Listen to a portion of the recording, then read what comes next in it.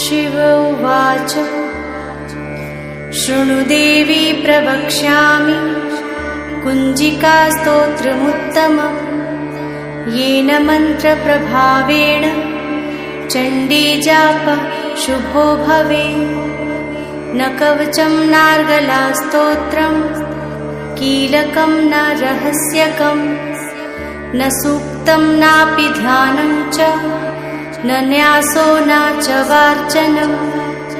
कुञ्जिकापाठमात्रेण दुर्गापाठफलं लभेत्। अतिगुह्यतरं देवी देवानामपि दुर्लभम्।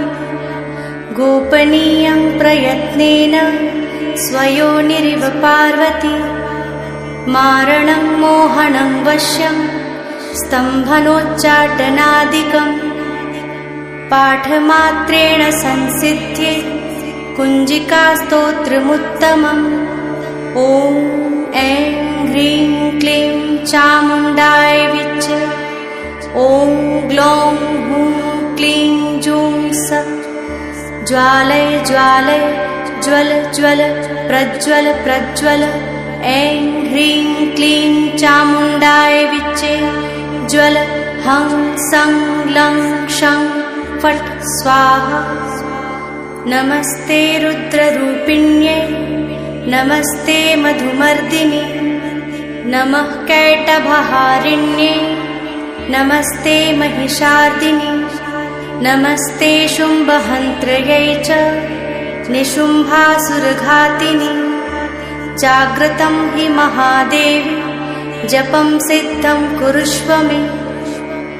ऐङ्कारी सृष्टिरूपाय ह्रीङ्कारी प्रतिपालिका। क्लीङ्कारी कामरूपिण्ये बीजरूपे नमोऽस्तु ते। चामुण्डा चण्डघाती च यैकारी वरदायिनी।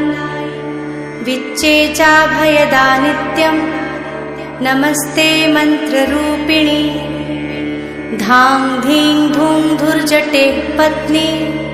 वां वीं वूं वाग्धीश्वरी।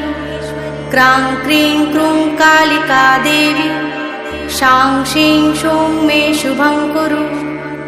हुं हुं हुंकाररूपिण्ये जं जं जं जम्भनादिनि।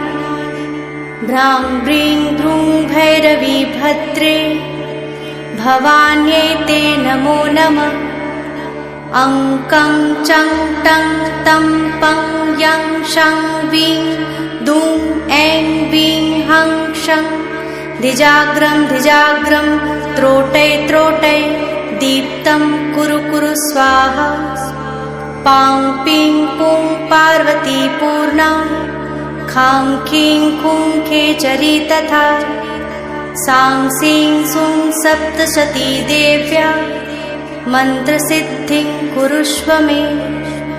इदं तु कुञ्जिकास्तोत्रं मन्त्रजागर्ति हेतवे। अभक्तेनैव दातव्यं गोपितं रक्ष पार्वती।